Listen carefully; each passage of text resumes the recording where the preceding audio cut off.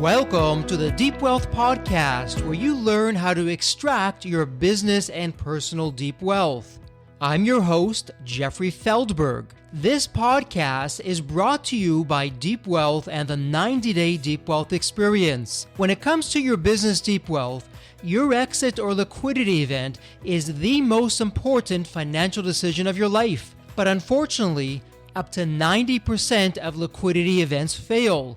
Think about all that time and your hard-earned money wasted. Of the quote-unquote successful liquidity events, most business owners leave 50% to over 100% of the deal value in the buyer's pocket and don't even know it. I should know. I said no to a 7-figure offer and yes to mastering the art and the science of a liquidity event. 2 years later, I said yes to a different buyer with a 9-figure deal. Are you thinking about an exit or liquidity event? Don't become a statistic and make the fatal mistake of believing the skills that built your business are the same ones to sell it. After all, how can you master something you've never done before? Let the 90-Day Deep Wealth Experience and the 9-step roadmap of preparation help you capture the best deal instead of any deal. At the end of this episode, take a moment and hear from business owners like you who went through the Deep Wealth Experience.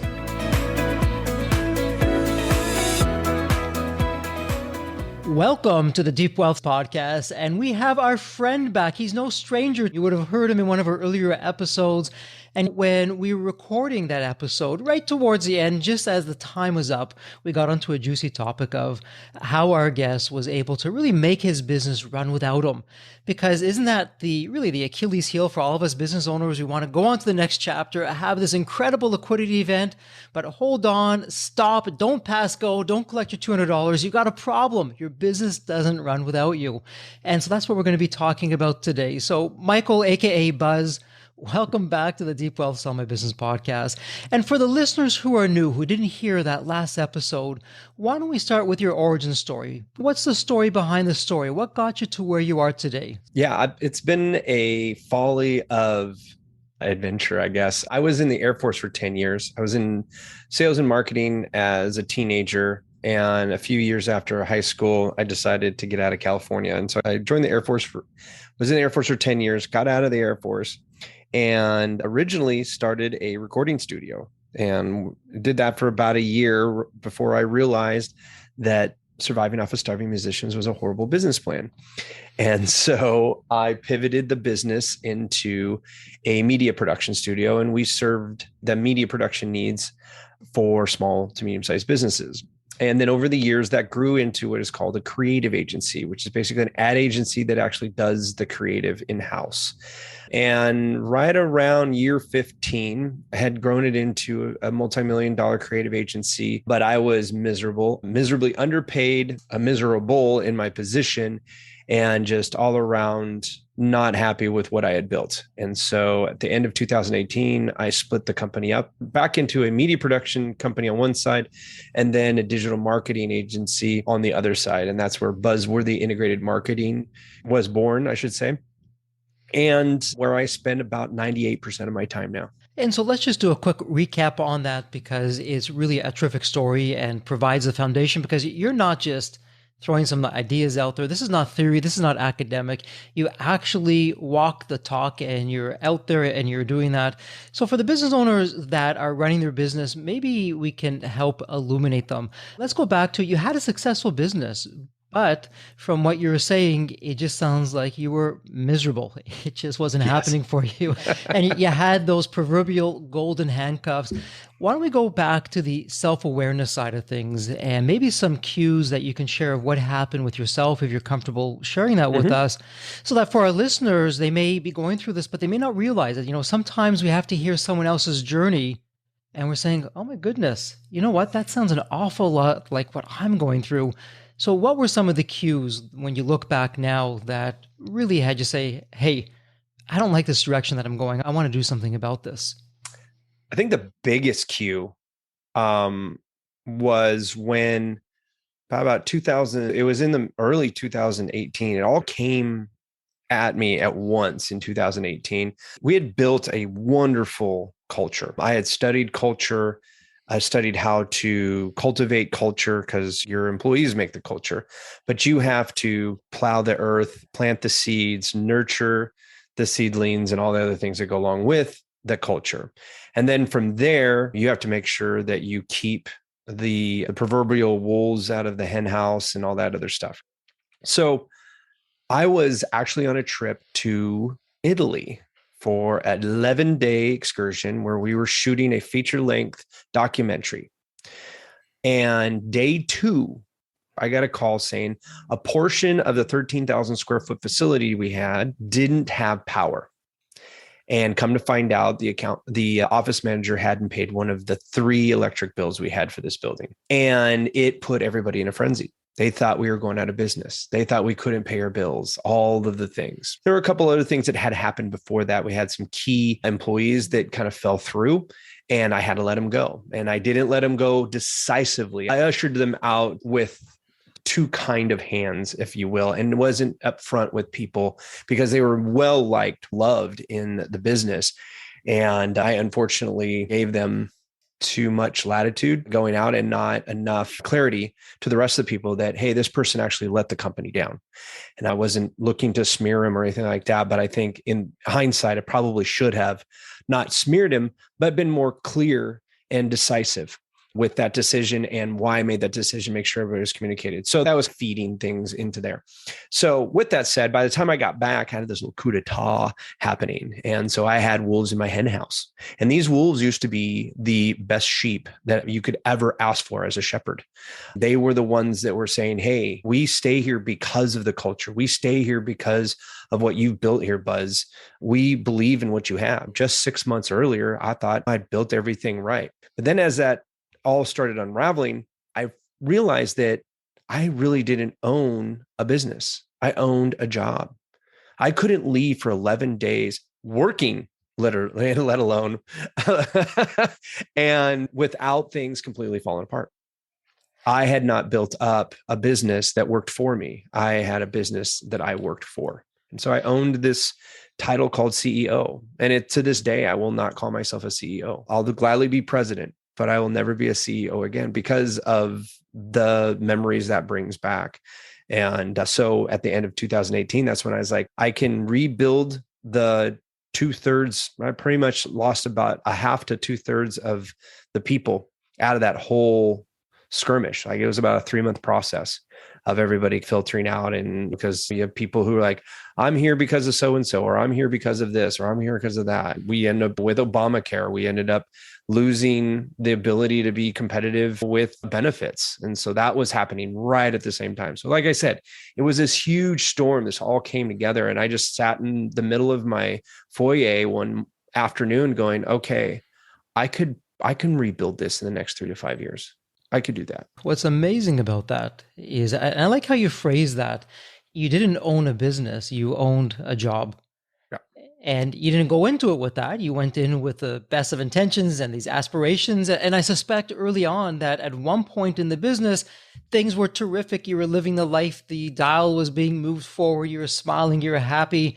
But somewhere along the line, things very slowly, that proverbial frog in boiling water, started to change. And then as you're sharing your story, I can just picture you in Italy. You call it day 2, maybe it was day 1 because it takes 2 days to get there. By the time you get there with the time zones, is already the next day. So you're like day 1 in Italy and you get this phone call, and I can just imagine that feeling at the pit of your stomach. Oh my goodness, I'm not there. There's nothing I can do. It's frustrating. It's scary. You're thousands of miles, a different country, different continent. Mm-hmm. And we've all been there as leaders. So that really started your journey of, hey, I'm going to fire myself from this job. And I'm going to get myself a business that actually makes me happy. Yeah. The craziest thing is that all of what you just said when I took that phone call was very accurate. And the worst part of it was that I had a Judas of an employee with me during that trip, and I had no idea.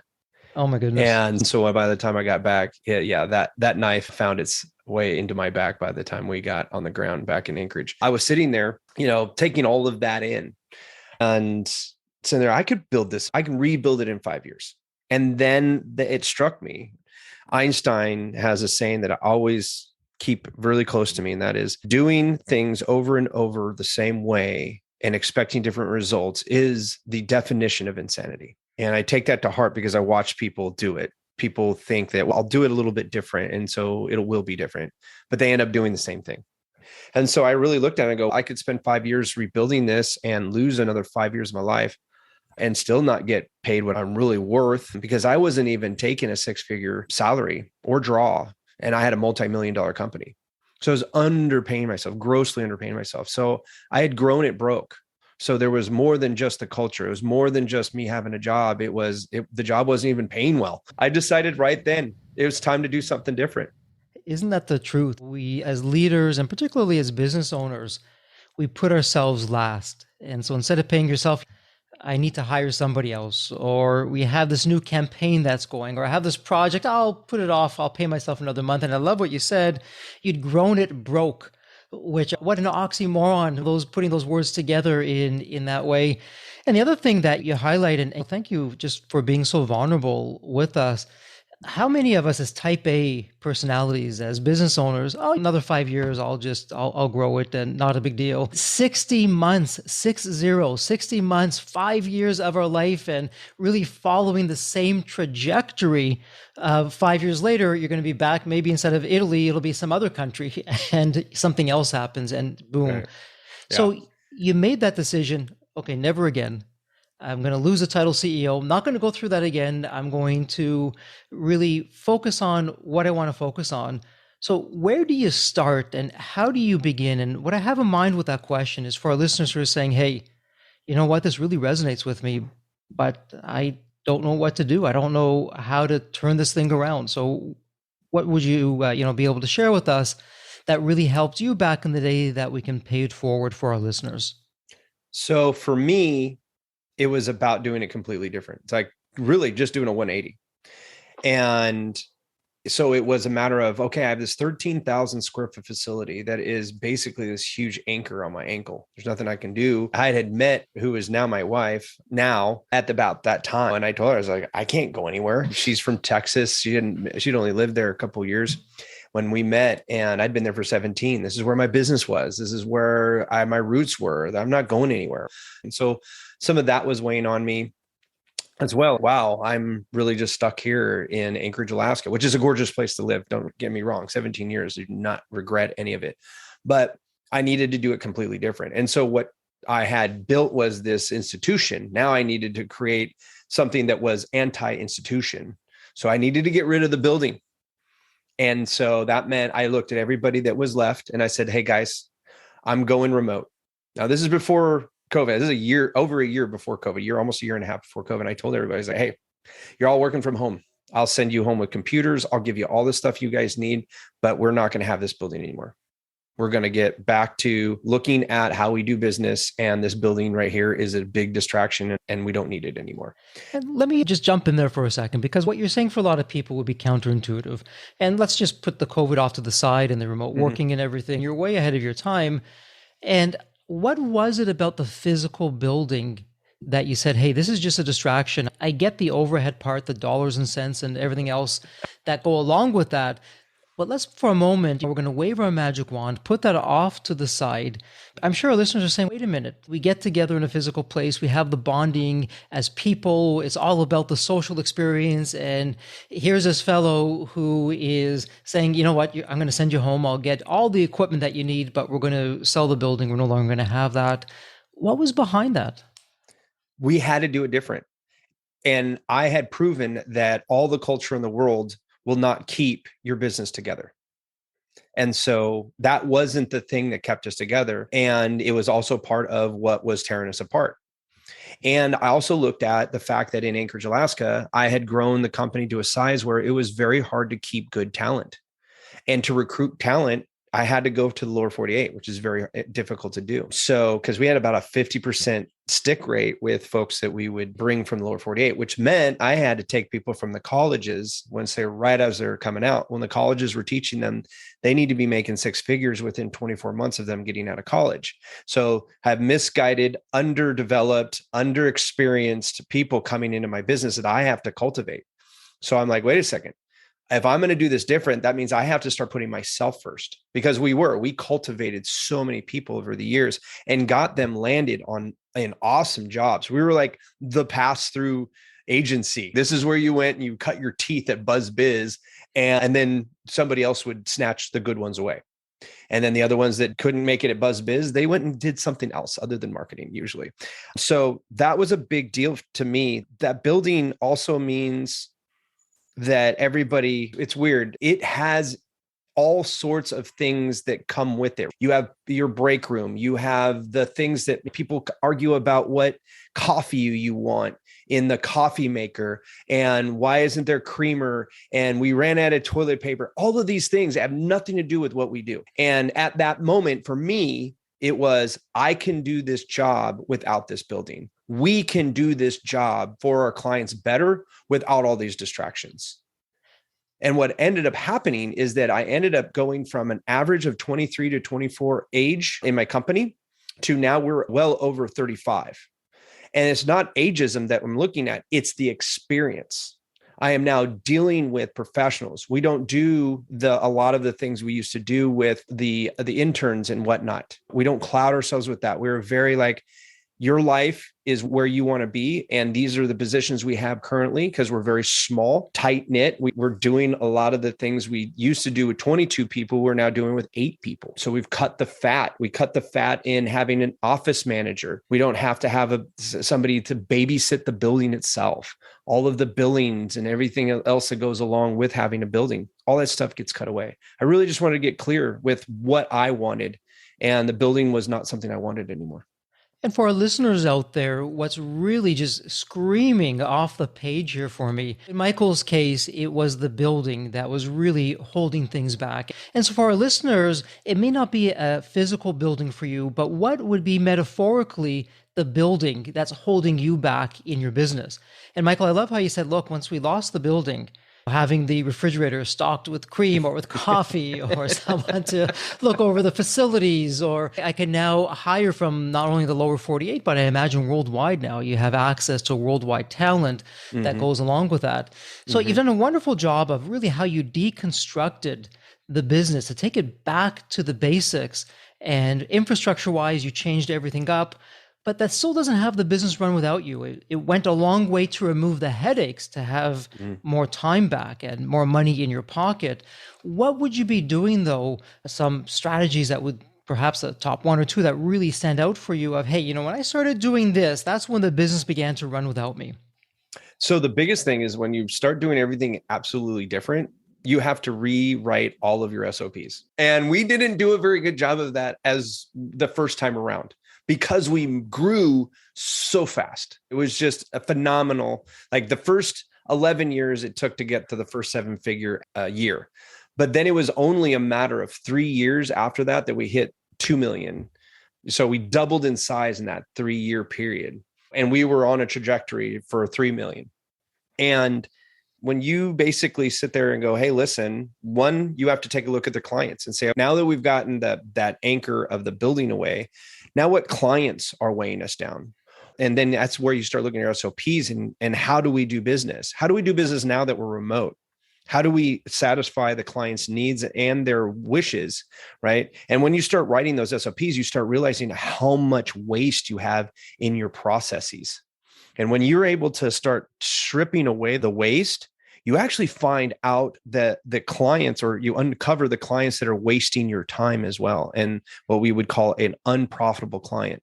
They might pay you a lot of money, but if they're taking more resources than they're paying you for, you're losing money having that person there, and letting go of the dollar bill and looking at the time. And so everything came down to time. Time was the new currency. If it didn't save me time, it was looked at with a lot of microscope. We just really looked at that and said, okay, is this worth it? Is this process scalable? Because we grew broke. And that's because I didn't understand the difference between growing and scaling. Because growing means that you create more. Scaling means you leverage. And so the biggest thing that I would tell people is that within your SOPs, you're going to decide where you want your time spent and how you can leverage other people's time without actually growing the need to have more just to get more. And you know what? There are three key themes that are coming out here that I think are so crucial. And I just really appreciate how you're positioning things. There's a difference between growing and scaling. Because for a lot of people, for a lot of business owners, we'll just interchangeably, oh, I'm scaling, oh, I'm growing. But there's a difference that you are so eloquently really putting out there for us. And that ties into what you're saying of having to fire some clients that maybe on the books, perhaps were showing a profit, but in reality weren't. So I got to ask you this question because as business owners, we've all been in this situation and it is hard. It's excruciatingly painful to say no, particularly to a paying client where it's booked business and perhaps you've been working with that client, for some time. And yeah, there's perhaps issues that come up from time to time and they can be a pain in the what, but it's revenue coming in. So how did you get that? I'll call it on the one hand, courage, and then on the other hand, fortitude to be able to actually follow through and say to that client, you know what? It's been terrific up to this point, but we're going in a different direction. And unfortunately, we're not going to be able to service you. How did you go through with that? So I will tell you, I had a little bit of this lesson early on my first go around. I had a huge printing and graphic design client. They did the mixed martial arts and we did all of the design and printing for all of their events. And most of it back then I was doing on trade.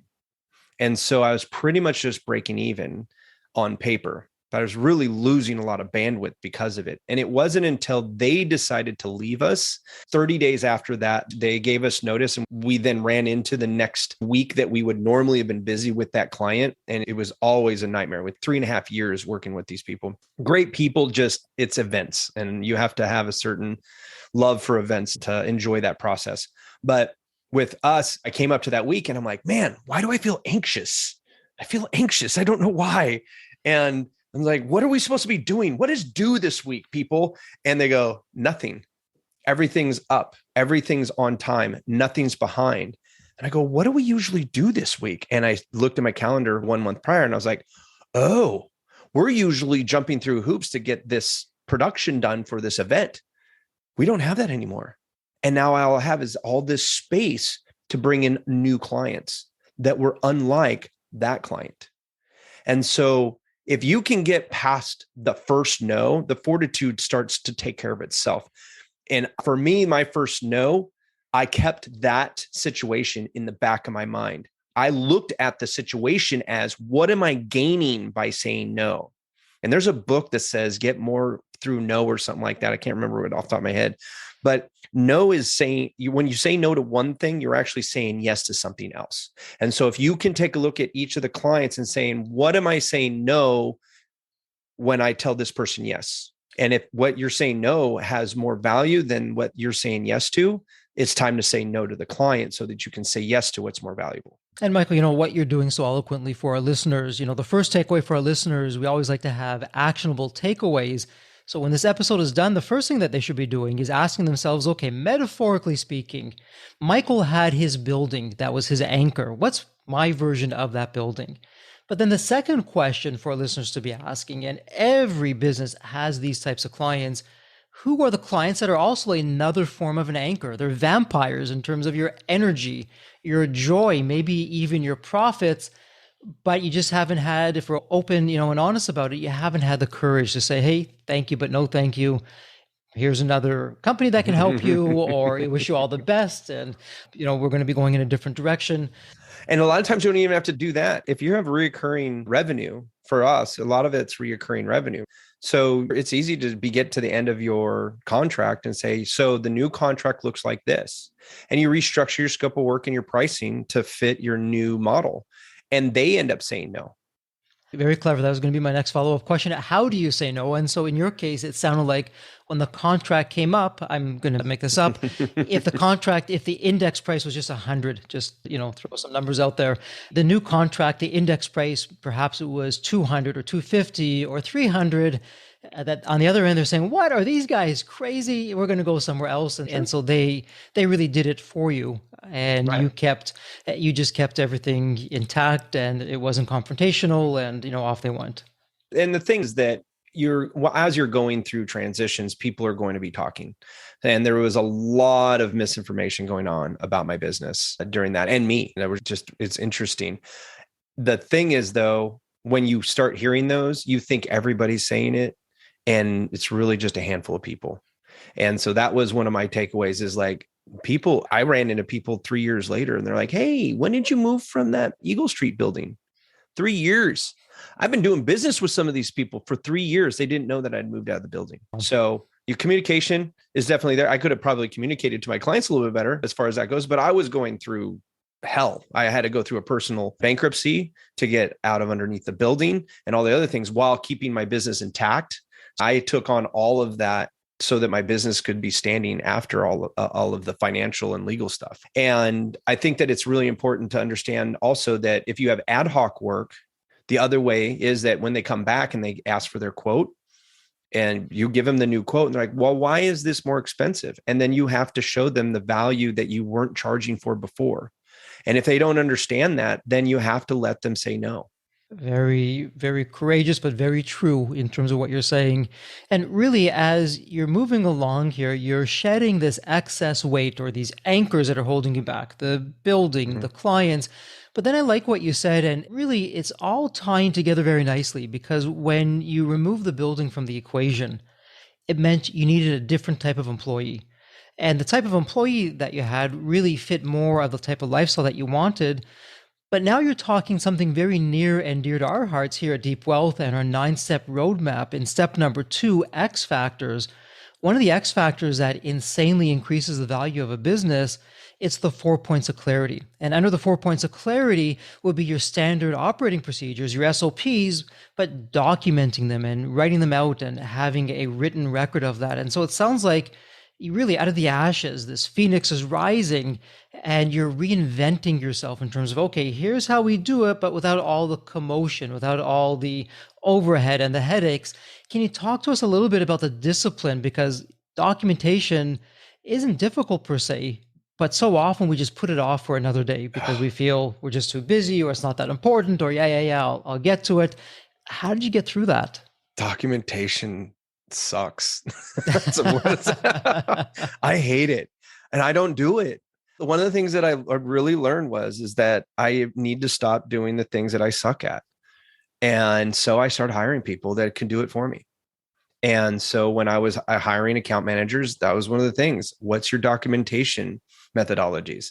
How do you keep things straight? And when I found people who were really organized, I grabbed them and I said, okay, here's the job. And while you're doing the job, you're going to document the job, because a lot of the stuff we're doing is brand new. So it's not like I can sit there and just go, this is how we do this, and this is how we do that. So as we were doing the new things, boom, then it came to the point where, okay, now we have that set. Now there's a new opportunity to do something new. I had to show restraint on not offering new services, being very clear on what we do and what we don't do, so that we outsource the things we don't do. And that reduces the amount of SOPs you're going to have in your back pocket, for one. Number 2, it helps you standardize how you do the things you keep hold of. And number 3, you get better at it the more you do it, or the more your people do it. So I'm a strategist. I just took a personality test, and it says I'm a sage. So I like to teach. I like to pontificate. I like to explore. I like to create. So when it comes to SOPs and organization and all of those things and keeping things siloed in a row, I can create the architecture for it. And I can say, this is how I want it to look. This is how I want it to act. But actually being the person in and, basically driving the continuity, got to have somebody else to do it. And that's where I learned that you have the creative in your business, the president, and you need that COO or CEO in your business. Or if you're the CEO, COO type person, then you need a president in your business. and understand that there's those two sides of every business, and then you can only really be one side of that coin. And what do really what it sounds like you were doing, and I don't know if it was intentional at the time or it just happened to fall into place this way. You recognize what your weaknesses were, good for you, because how many of us just tend to slog through it? And as you're hiring people, you're looking for that skill set that you just don't want to have, or you don't have, or you don't want to be doing. And what, was nice about that is for the new people that you're hiring, and it's new to the culture, they're new to the organization, but now they have a sense of ownership because they're documenting it. I mean, talk about a terrific way of having people drink the proverbial Kool-Aid. They're writing it as they go along, so of course they're going to take ownership into that. But then for our listeners, Michael said something for me that's just a complete game changer. And oftentimes as business owners, we don't do this. And Michael, you're saying, hey, I knew what we did really well, and I stuck to that, as difficult and as challenging as it was to want to expand and go into other areas and have some fun with those new shiny objects. I didn't do it. I just outsourced it and kept the core things that I'm really good at, no more, no less. And you glossed over that because for most business owners, that just doesn't happen. So how'd you have that discipline? One, to recognize it, two, to stop it, and then three, to keep on going in the direction that you're going of keeping things simple and just focusing on your strengths? Well, the first thing is that you have to stay cognizant of where you came from. And when things start looking like a lot alike of what you've already done, you got to start going, am I just doing things the same way, cloaked in a different dressing? And so when things started looking chaotic, or I found myself writing so many SOPs, I was writing SOPs on a regular basis, or my people were giving me new SOPs on a regular basis. I'm like, why do we have that SOP? Why is that there? And that really having to review all of that as you're building it and going, wait a second, this looks like we're adding new services every week. And when you start productizing your services, your scope of work becomes very solid. And when people ask for other things outside that scope of work, that means you have to change everything because you have to go in and create another version of that. And so when I saw that my agreement list was longer than one page on my computer, one scroll on my computer, I'm like, we're slipping back. We're getting too custom. And that was one of the things. Like, if you go custom, you're going to sacrifice scalability and profitability. And so when I started seeing that, I'm like, whoa, we need to scale this back. And for the people who slipped through the cracks, those couple of clients that are there, they get it. But anybody new, we're not doing it that way. They either go into these slots here, or we'll find them somebody else who can fill the slots they're looking for. And just be okay with that. And then from there, though, you're creating better referral networks. Not trying to be everything to everyone will allow you to have more solid network, a more far-reaching network that can allow you to do a lot more because you're doing a lot less. And what's interesting, and it sounds so simple, but it really isn't. I'm going to venture to say, obviously I wasn't there, but looking from the outside in, the old saying, you're working on the business, not in the business. So because you were very mindful of that when you did version 2, you had the fortitude to say, hey, wait a minute, we're getting some feature creep here. Some scope creep is coming on here. We're going into these different directions. Let's stop this right now.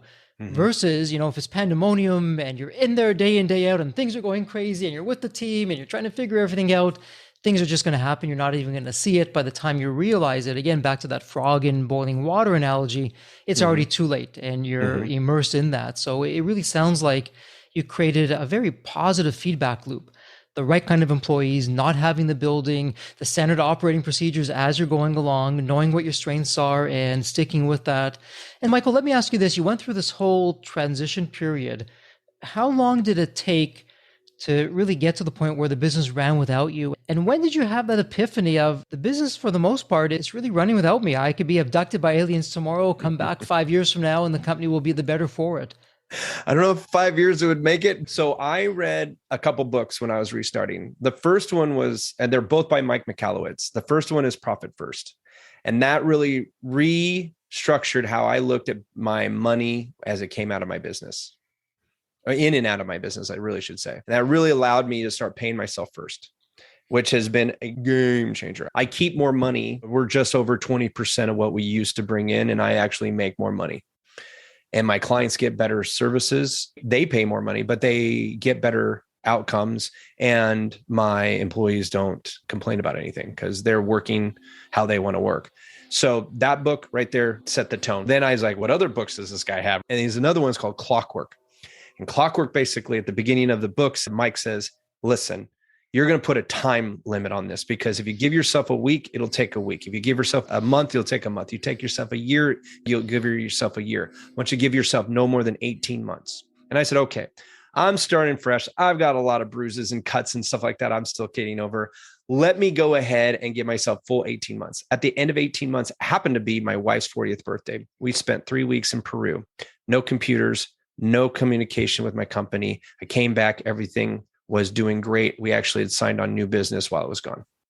Wow. If that doesn't say it all, then I don't know what does. That's absolutely terrific. That's absolutely terrific. But putting that timeline on it and putting that deadline is, I would say, that book, if you just did that and said, hey, listen, you have to replace yourself in 18 months, and that was the whole book, you would figure it out. Like, most business owners know how to figure this stuff out. The books just make it faster. You find a book that's solving the problem that you're looking to solve. Boom. All right, I understand this methodology. I agree with their philosophy. Let's try it. And as you're going, you're making it your own. Do I do profit first the way that Mike does every day? No, but he also says every business is different. Did Clockwork work like clockwork? No, we had different things that came up in our business that wasn't covered in the book. That's business. But the one thing that is constant, you give yourself the deadline to get out of your business, you will make that deadline. And let me ask you this, with the deadline, based on how you're describing it, my best guess is you didn't just pick 18 months and write that down somewhere, walk away, and never visit it again. So how did you keep that 18-month timeline, that deadline for you visceral and top of mind for you? What were some of the techniques or strategies that you were using? It's really simple. You tell your wife you're taking her to Peru for their 40th birthday, and she plans it all, because you give her a budget and you say, here's the budget. Now, whatever you want, we're there. You book the plane tickets and all the other stuff. You tell your wife, I'm sorry, I didn't do what it meant, what it took so that we can take that vacation. You tell her that, because I am not. Oh, I love that external pressure. Top of mind awareness. Oh, the excitement on your wife's face goodness. is everything. That's the motivation. That's inspiration. Like, I cannot let her down on this, because letting myself down is now letting her down. And everybody has family around them, whether it's close friends, significant others, children, wives, it doesn't matter. Promise them something that the freedom you're creating impacts both of you. Wow. And that's such a powerful tip. And for listeners out there, whether it be telling your significant other, hey, we're going to go on this life-changing trip to celebrate your birthday. Here's the budget, go plan it. Or to what you're just saying right now, Michael, to your loved ones, what this freedom is going to give you, pick a date in the future, put them in charge of it. And now it's really outside of your control, but man, oh man, you better hit that if you know what's good for you. And it's amazing what we can do when we have the right kind of pressure, positive pressure working for us, not against us. So I'm going to give you this on top of that. When you give yourself a deadline to have that type of freedom, it really restricts how much you can grow in that time too. You grow your business. And that's one thing that I never gave myself time to do, was strategically grow, create plateaus of growth, and then reassess. So when I restarted, I said, I don't know how big I want it. I didn't understand whether I wanted a lifestyle business and I was just going to chill out for a while and do that, or I was actually going to scale another business. Okay. And so I had put plateaus of growth for myself. So at that 18-month, if I had beat the sales goals before the 18 months, I told myself, if it's within 3 months of that date, we don't grow anymore. If I wanted to take on another client, one of our other clients had to be replaced. So any legacy folks, remember we talked about the oops, and we go, okay, well, we need to renegotiate that contract. So if I have somebody who's knocking the door with the new contract style with the profitability that we're actually looking for, then we have to ask the other one, hey, you have first right refusal. You don't tell them that, but you basically give them first right refusal, say, hey, this is how we're doing business now. Is that okay with you? If they say yes, then they stay and you have to tell the other person no and you find them another home. But you have to be okay with that, because otherwise you will grow yourself to break that promise. It creates this little gate for you when you put that goal on there, because if you put too much on there, you'll never meet your goal. What's amazing is you just had the clarity to do this. But for our listeners, what's really important, the rocket fuel for Michael, and again, it wasn't there. This is my best guess, Michael. You can tell me if I'm on base or off base, but I suspect it was the pain, that painful experience of version 1. You probably said to yourself, hey, never again. Nope. And when you had perhaps doubts or, well, I don't really feel like doing this today, you went back to, hey, what did it feel like when I was in version 1? Well, it didn't feel so good. So you know what? I'm going to put an end to that. And version 2 is going to be that much better. So for our listeners, another actionable takeaway is really, what don't you like? Feel that pain and remember that when you're trying to change for the better, because really for all of us, it's our responsibility to optimize our life for happiness. Now, speaking of happiness, Michael, I would be more than happy to keep on going, but once again, I find that we're bumping up against some time. You've answered this question before, but I want to ask it again because it's a tradition and I don't want to break the tradition here. Every guest asks that I get to ask this question and they give the answer. So let's go back to that thought experiment and you'll have a second kick at the can here. Okay. So you'll remember the movie Back to the Future. Mm-hmm. And in the movie, you have that magical DeLorean car that takes you to any point in time.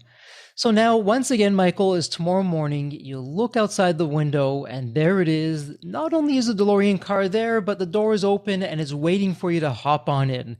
So you hop in and you're now going to go back to any point in your life. Michael as a young child, an adolescent, teenager, whatever it would be. What does it sound like? What are you telling your younger self in terms of life wisdom or lessons learned? Or, hey, Michael, do this, but don't do that. So in the context of our conversation today, I would go back to the day that I decided to spend, literally I spent $22,000 to buy myself out of a lease that I had in a smaller office because we were growing and too fast. And we had outgrown the space. We had an 8-year lease or something like that. And we were only like year 2.5 it was like 2.5 or 3 years into the lease. And if I could tell myself, stop growing, now figure out how to scale this with the amount of people you have right now. How can you scale this? That person right there, I'd have that conversation with. I love that. Because that would have alleviated all of that headache. And I tell people, I was like, they go, well, are you sad you did it? No, I'm not sad. If I had it all to do again, I probably would change that one thing. Because I had met my wife by then. So that was okay. But I always say the pain that you had yesterday is what made you the person you are today. And without it, anything you're proud of might not have come to a fruition. Terrific insights, wonderful wisdom. And once again, just being so vulnerable and putting yourself out there. Well, Michael, thank you so much for spending part of your day with us here on the Deep Wealth Sell My Business podcast. And I'm going to put this in the show notes.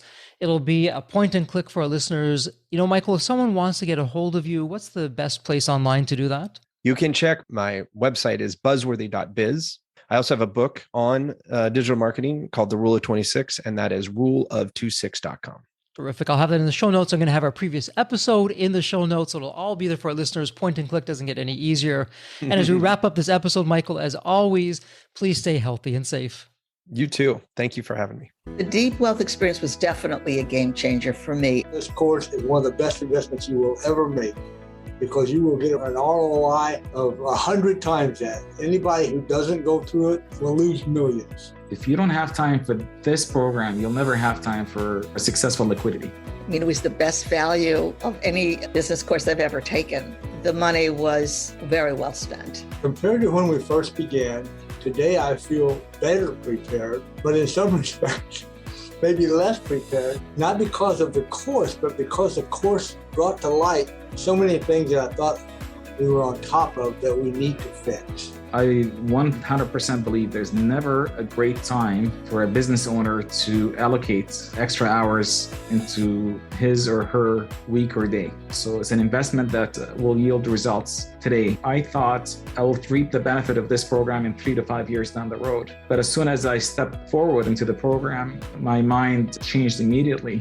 There was so much value in the experience that the time I invested paid back so much for the energy that was expended. The Deep Wealth experience compared to other programs is the top. What we learned is very practical. Sometimes you learn stuff that is great to learn, but you never use it. The stuff we learned from Deep Wealth experience, I believe is going to benefit us a whole lot.